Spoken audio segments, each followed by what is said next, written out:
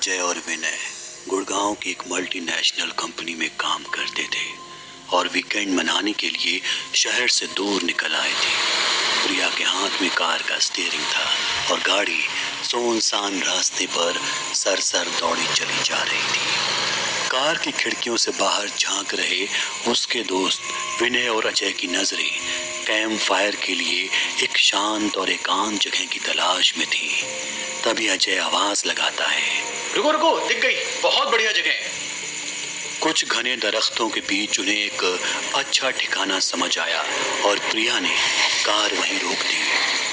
ना जाने क्यों, लेकिन प्रिया उस जगह की खौफनाक फिजाओं को अपने बदन पर महसूस कर रही थी। उसकी शक्ल पर बेचैनी और हाथों की कपकपाहट ये साफ जाहिर कर रही थी कि यहाँ सब कुछ ठीक नहीं है। ये जगह प्रिया को मानो काटने को दौड़ रही थी, लेकिन विनय और अजय की जिद के आगे वो बेबस थी। अजय ने थोड़ी ही देर में टेंट गाड़ कर आग जला दी। तीनों उस तपिश को चारों तरफ से घेरे अपनी अपनी बातों में मसरूफ थे। प्रिया भी अपने अनजान से डर को नजरअंदाज करने की नाकाम कोशिश कर रही थी। उसका जिस्म अजीब सी ठंडक का शिकार हो रहा था कि तभी एकाएक जंगल से एक अजीब आवाज गूंज उठती है। रात के काले सन्नाटे में शोर मचाती ये आवाज जितनी भयानक थी उतनी ही चुभन भरी भी। क्या थी ये आवाज? क्या कोई जानवर या फिर कुछ और? प्रिया ने सवालों भरी निगाहों से अजय और विनय को पलट कर देखा। वो प्रिया को कुछ बोल पाते इससे पहले ही उस खौफ से भरी आवाज ने फिर दस्तक दी, लेकिन इस बार बेइंतहा। इस वक्त तक प्रिया की पेशानी पर जमा पसीना अंधेरे में चमकता साफ नजर आ रहा था। जंगल से आती इस आवाज ने तो मानो उसके दिमाग को सुन्न कर दिया था।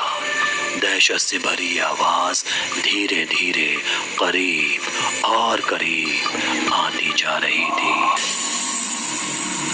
कि तभी पीछे से सफेद साड़ी पहनी एक बूढ़ी औरत की आवाज आती है, बेटा, इस जगह को छोड़ दो, जितनी जल्दी हो सके यहाँ से निकल जाओ।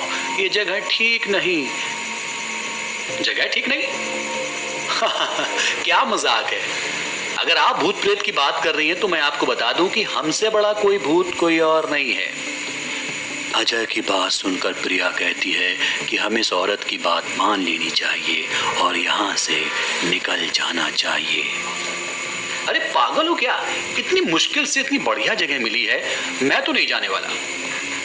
अजय इतना बोल ही रहा था कि प्रिया कार की तरफ बढ़ती है और कहती है, विनय तुम्हें चलना हो तो चलो, फिलहाल मैं यहाँ नहीं रुकने वाली। विनय अजय को समझाता है कि यहाँ से निकल जाना चाहिए। प्रिया और विनय को डरा देख अजय भी वापस चलने को राजी हो जाता है।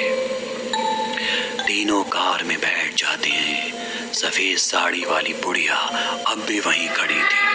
खौफनाक आवाज जंगल से लगातार आ रही थी। प्रिया कार स्टार्ट करती है, लेकिन कार स्टार्ट नहीं होती। बार बार स्टार्ट करने पर भी कार स्टार्ट नहीं होती। लगता है कुछ दिक्कत आ गई है। अभी तो बिल्कुल ठीक थी, अचानक से क्या हुआ? अजय ये बोल ही रहा था कि अचानक उसकी विंडो ग्लास में खटखट होती है। क्या हुआ बेटा? लगता है तुम्हारी गाड़ी खराब हो गई है। पास में एक मंदिर है, तुम लोग वहां रात बिता सकते हो। मंदिर के आसपास बुरी आत्माएं नहीं भटकती, तुम लोग वहां सुरक्षित रहोगे। बुढ़िया की बात सुनकर अजय कहता है, मुझे इस महिला पर बिल्कुल यकीन नहीं है। पहले मैं मंदिर देख कर आता हूँ, तब तक तुम लोग बाहर मत निकलना। नहीं नहीं, तुम अकेले नहीं जाओगे अजय, मैं भी तुम्हारे साथ चलता हूँ। और प्रिया, तुम कार को लॉक कर लो, जब तक हम वापस ना जाएं तुम बाहर मत निकलना। ये कहता हुआ विनय भी कार का दरवाजा खोलकर बाहर आ जाता है। अजय और विनय बुढ़िया के पीछे पीछे जंगल की तरफ बढ़ जाते हैं। अब प्रिया कार में अकेली थी। चारों तरफ घना अंधेरा और लगातार खौफनाक आवाजें उसे बेदम कर रही थी और इसी बीच उसकी आंख लग जाती है। थोड़ी देर बाद कार की विंडो पर ठक ठक होती है। प्रिया चौंक कर उठती है। सामने विनय था। विनय प्रिया से कहता है कि मंदिर मिल गया है और अजय को मैं वहां पर छोड़ आया हूँ, चलो तुम्हें लेने आया हूँ।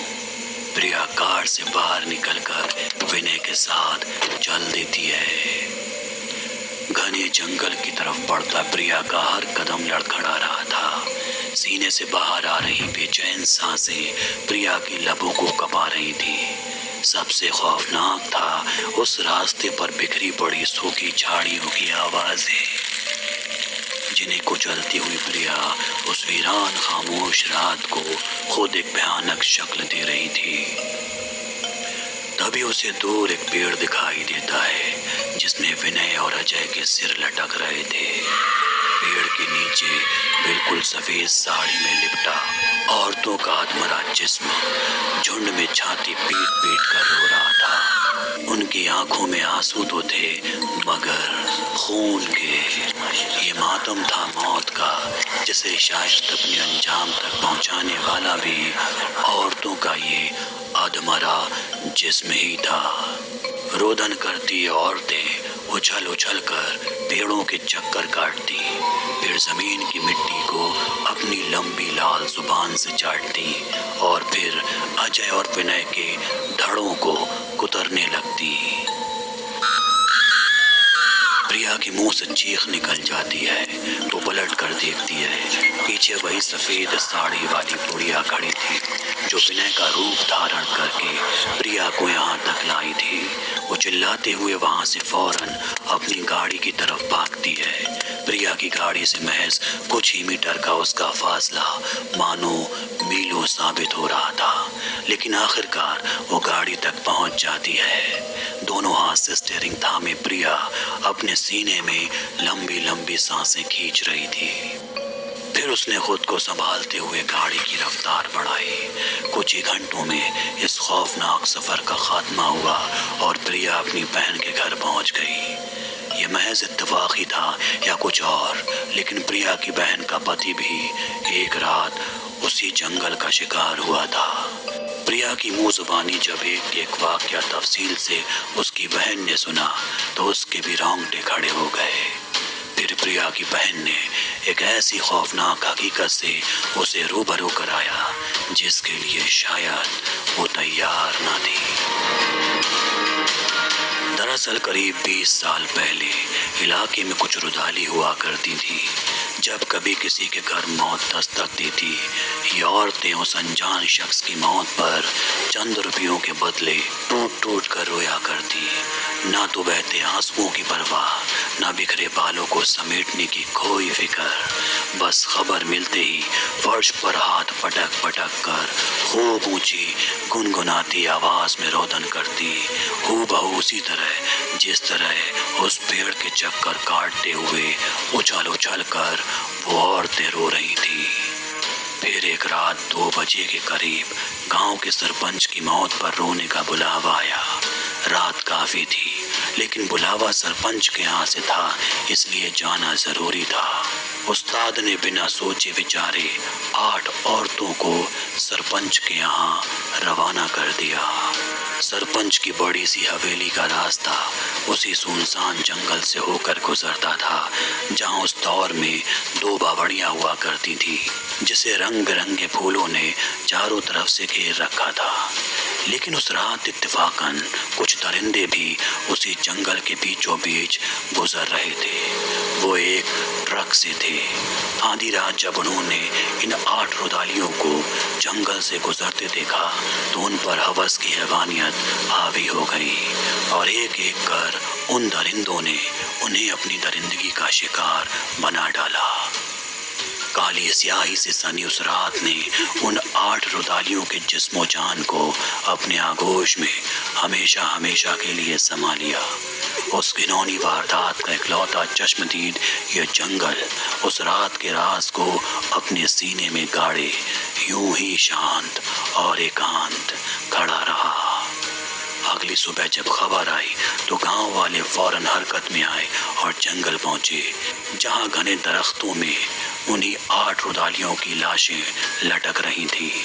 उस दिन से आज तक जब कभी कोई मर्द रात के वक्त इस जंगल को अपनी मंजिल का रास्ता चुनता है, तब उन 8 रुदालियों की आत्मा मर्दों को खौफनाक और दर्दनाक मौत का तोहफा देती है।